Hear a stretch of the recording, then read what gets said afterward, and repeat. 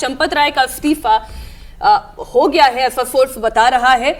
और जो अभी रुचि ये कह रही थी कि परेशानी इस बात की नहीं है कि एफआईआर ही सिर्फ देरी से हुई, परेशानी इस बात की भी है कि चंपत राय जी की नजर में सारी बात आ गई थी, इसके बावजूद इसे अपने स्तर पर क्यों सल्टाने की कोशिश हुई।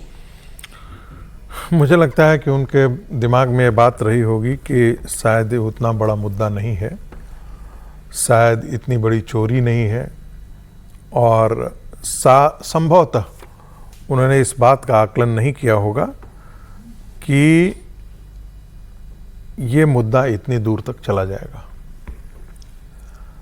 आज जब मैं इस मुद्दे को देखता हूं, कई दिनों से हर्षवर्धन जी, समीर जी दोनों इस बात का शुरू से कर रहे थे कि चंपत राय को इस्तीफा दे देना चाहिए था। मेरा मन भी कहीं वहीं होता था, लेकिन मैं उससे दूरी बना करके बराबर रखा और मैं ये मान करके चलता था कि दो चीज़ों के बीच में अंतर कर लें। एक हमारे रहते हुए चोरी हो गई और ये हमारी जानकारी में सब चोरी हो गई। अब जो लग रहा है, जो अभी निकल करके आ रही है, वो ये निकल करके आ रही है कि सब हमारी जानकारी के अंदर होती गई चीज़ें। और जब आपकी जानकारी के अंदर हो तो फिर आप उससे बच नहीं सकते हैं। मैं बार बार कहता हूँ, मैं अपने डिपार्टमेंट का हेड हूँ और कुछ घटनाएं घट जाती हैं जो मेरी जानकारी में नहीं होती है, लेकिन मेरी जानकारी में आने के बावजूद भी वो घटनाएं घटित होते रहें तो मैं उसका अपराधी हूँ, मैं उसका साझेदार हूँ। चाहे उस साझे का मूल्य मेरे तक आए न आए, कोई फर्क नहीं पड़ता है। पैसा चंपत जी के पास गया होगा, मैं कतई मानने के लिए तैयार नहीं हूं। चंपत जी ने चोरी की होगी, मैं बिल्कुल अब भी मानने के लिए तैयार नहीं होंगी। इससे बेनिफिट चंपत जी ने किया होगा, मैं अब भी मानने के लिए तैयार नहीं हूं। लेकिन चंपत जी के आसपास रहने वाले लोग जिस पर उन्होंने भरोसा किया और वो एकाएक इतने बड़े होते गए कि ऑटो से लेकर के पता नहीं क्या क्या चीजें जो र्यूमर चल रही होती वो सच हैं, इतने बड़े हो गए, तब मुझे लगता है कि हम आंखों पर धृतराष्ट्र की तरह पट्टी बांध ली है। और जब गांधारी और धृतराष्ट्र आप बन जाते हैं तो फिर कुरुक्षेत्र का मैदान खुल जाता है। मुझे चिंता आज की नहीं है, मुझे चिंता आने वाले दिन की है। और वो आने वाले दिन की है कि मैं उन स्वयंसेवकों की में हूं जो बार बार ये कहता रहा है कि हिंदू समाज पर जो मंदिर अभियान है वो सिर्फ अयोध्या तक नहीं रुकना चाहिए। मैं उन लोगों में से हूं, और तब लोग कहते भी हैं कि आप उस संघ की लाइन से अलग जा रहे हैं।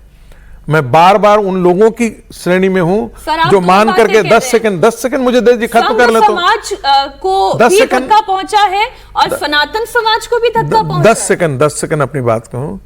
मैं उन लोगों में से हूं जो मैं मानता था कि विश्व हिंदू परिषद को अयोध्या आंदोलन तक अपने आप को सीमित नहीं रखना चाहिए। उसे मथुरा के लिए उतना ही बड़ा आंदोलन करने की आवश्यकता है, उसे काशी के लिए आंदोलन करने की आवश्यकता है, उसे धार के लिए उतनी ही जोरदार आंदोलन करने की आवश्यकता है, उसे अन्य जो हमारे संबल के मंदिरों के लिए, बाकी अन्य मंदिरों के लिए, जिन जिन मंदिरों को आक्रांताओं ने लूटा, पददलित किया, उन सारी लड़ाई लड़ने की जिम्मेदारी संघ की है, विश्व हिंदू परिषद की है। विश्व हिंदू परिषद कोई एनजीओ की तरह बन जाए या एक जिसे कहते हैं, जिसे क्या कहते हैं, वेलफेयर ऑर्गेनाइजेशन के रूप में डेवलप हो जाए, इसके लिए मुझे नहीं लगता था कि विश्व हिंदू परिषद है। विश्व हिंदू परिषद तो हिंदुओं को संगठित करके और हिंदुओं के भला करने के लिए। मैं तो आपसे ये कह रही हूं सर, ये जितना कुछ हुआ है उससे संघ की छवि, उससे वीएचपी की छवि, उसी तरफ कह रहा हूं कि स्वयं सेवकों की तरफ देखने का नजरिया आम लोगों का बदलता है। मैं आप कहेंगे तो मैं फिर आज से दोहरा दे रहा हूं, संघ के स्वयंसेवक आज सबसे ज्यादा आहत होंगे इन सब चीजों को देख करके।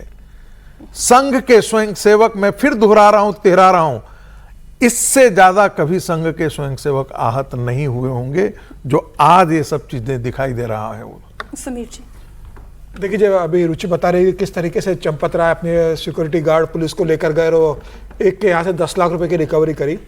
चंपत राय को जब पता पड़ा कि 10 लाख रुपए उसने चोरी करे, क्या चंपत राय ने ट्रस्ट की बैठक बुलाई? क्या चंपत राय ने ट्रस्ट की बैठक में कहा कि बहुत चोरी ट्रस्ट के अंदर हो रही है, एक पैसा रिकवर हुआ है, कब से हो रहा है ये पता करना पड़ेगा, किन किन ने संपत्ति इकट्ठी की है? क्या इस संदर्भ में उन्होंने एफआईआर दर्ज कराई?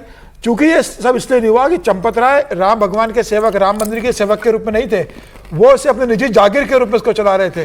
वो ये मान के चल रहे थे कि मेरी निजी संपत्ति है, यहाँ का मैं शहंशाह हूँ, मैं जो चाहूंगा वो होगा, मुझसे कोई प्रश्न पूछने वाला नहीं है। और इसी कारण वहां पर किसी तरह की एफआईआर नहीं हुई, कोई उन्होंने ट्रस्ट की बैठक नहीं बुलाई, किसी लोगों को निकाला नहीं। जिन लोगों से पैसा वसूल हो गया था, क्या उन लोगों को, टिंकू यादव और बाकी लोगों को ट्रस्ट से बाहर किया?